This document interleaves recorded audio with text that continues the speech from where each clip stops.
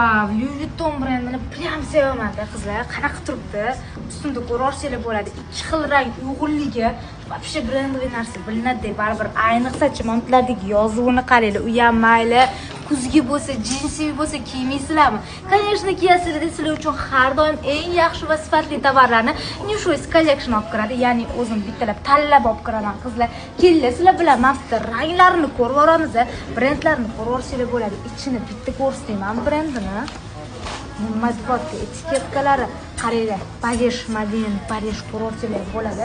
Mana shunaqa xillarni olib qo'yganmiz, ranglari mana to'qroq ranglarda bemalol kelib, har xil modellardan tanlab olib ketsanglar bo'ladi. Narxini plyus qoldirsangiz aytaman. Vechni mana shu bo'lish kerak borku. Endi ijod bilan berilib ketganimda kelib shundoq bo'lib chiqib ketish kerak edi. Mayli, nima deymiz? Ustunga yarashdi. Yo'q.